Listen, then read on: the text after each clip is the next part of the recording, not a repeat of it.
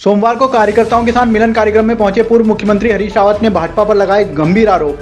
सोमवार को पूर्व मुख्यमंत्री हरीश रावत ने कार्यकर्ताओं के साथ संवाद कार्यक्रम में शिरकत करी, जहां रावत का कहना था कि आगामी चुनावों में जम्मू कश्मीर और हरियाणा में कांग्रेस जीत दर्ज करने जा रही है। साथ ही प्रदेश की भाजपा सरकार पर हमला बोलते हुए हरीश रावत ने कहा कि भाजपा सरकार नगर निकाय चुनाव से घबराई हुई है। भाजपा घबराई हुई है, ये नगर निकायों के चुनाव में नहीं जाना चाहती है और नगर निकायों को, नगर निगमों को, नगर पंचायतों को ये अब मशीनरी के जरिए धकेलना चाहते हैं और चलाना चाहते हैं। हम इस प्रयास की निंदा करते हैं और निंदा करते हैं। कांग्रेस इसके खिलाफ आवाज़ उठाए। हम जो है हरियाणा भी जीत रहे हैं। कश्मीर पर मैं अमित शाह जी से एक बात पूछना चाहूँगा कि नेशनल कॉन्फ्रेंस से जिसका देश के इतिहास में ये निर्णायक भूमिका है, उसके साथ हमारे गठबंधन में तो आप सवाल कर रहे हो। तो आपने जो पीडीपी से गठबंधन किया था, मुफ्ती संहिता से जो आपने गठबंधन किया था, जिसके बाद आतंकवाद जम्मू और कश्मीर दोनों जगहों बहुत फैला, बड़ा पत्थरबाजी की और दूसरी सारी घटनाएं हुई, जो उसकी देन वहीं से थी। और आप सईदा के साथ, मुफ्ती सईदा के साथ जो है गवर्नमेंट चलाते रहे, उनकी गवर्नमेंट में शामिल रहे आप। उस समय आपको ये सब प्रश्नों की याद नहीं आई जो प्रश्न आज आप कांग्रेस से पूछ रहे हैं। तो कश्मीर की जनता भी जानती है, देश की जनता भी जानती है, ये जम्मू कश्मीर में भी हारेंगे और हरियाणा में तो ये निश्चित हार की तरफ। मैंने अपने 25 साल के विधायी कैरियर के अंदर और उसके बाद सार्वजनिक जीवन में ऐसा कहीं नहीं देखा, न सुना कि विधानसभा एक कानून को पारित करे।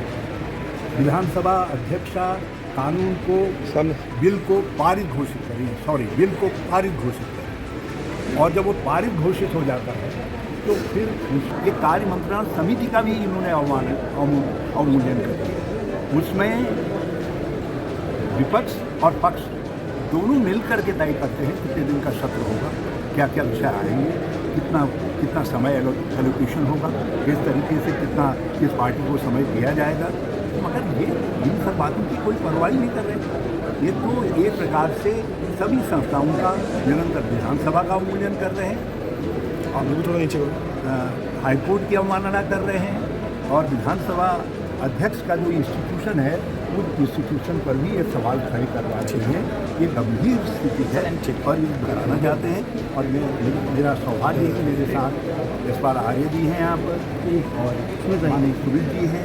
दोनों, एक तो लीडर अपोजिशन है, दूसरे जो है हमारे MLA सम्मानित विधायक हैं, पूर्व विधायक और मंत्री दुर्गापाल जी हैं, सुमित हृदयेश जी हैं और सब बड़ी जो कल के भविष्य के लेजिस्लेचर हैं वो सब लोग हैं। तो जिस तरीके से संसदीय परंपराओं की, विधायी परंपराओं की अवमानना हो रही है, अवमूल्यन हो रहा है, वो चिंता कर। हमारी राय पहले से स्पष्ट है कि किसी को तब हटा सकते हैं आप जब उसकी आप वैकल्पिक व्यवस्था। आपने जब वैकल्पिक व्यवस्था नहीं की है तो बलपूर्वक पहले से बचे हुए लोगों को आप नहीं हटा सकते। आप बलपूर्वक हटा रहे हैं तो गलत कर रहे हैं। मगर मैं इस परंपरा के भी खिलाफ हूँ कि एक को हटाया जाए ताली बजाओ, दूसरे को हटाया जाए गुस्सा दिखाओ, ये भी नहीं चलता है। क्योंकि सरकार ने गलत कदम है सरकार का। और माननीय सुप्रीम कोर्ट ने स्पष्ट कहा है अपने निर्णय में कि आप तब हटा सकते हैं किसी को, जहाँ पर जिसको आप अतिक्रमणकारी कह रहे हैं, तब हटा सकते हैं जब उसके लिए कोई वैकल्पिक। हमने गैरसैंण में टेंट में गैरसैंण में सत्र कर और तब लोगों को ठंड नहीं लगी। हमने नवंबर दिसंबर के महीने में वहाँ सत्र करवाया, तब लोगों को ठंड नहीं लगी। विधानसभा भवन कांग्रेस के समय में बना, सचिवालय के लिए 57 करोड़ रुपया पहले में पड़ा है। हम टेंडर करके गए, वर्कफोर्स को हमने निर्धारित करके गए। हमने 4 डिवीज़न वहाँ खोले और यू हुड्डा नाम की संस्था खड़ी की जो वहाँ टाउनशिप बना सके। हमने सारे कदम उठाए। तो लोगों ने हमको जितना समय दिया, उस समय में जितना काम कांग्रेस की सरकार कर सकती थी वो काम कांग्रेस की सरकार ने गैरसैंण में किया। लेकिन इन्होंने उस काम को आगे नहीं बढ़ाया।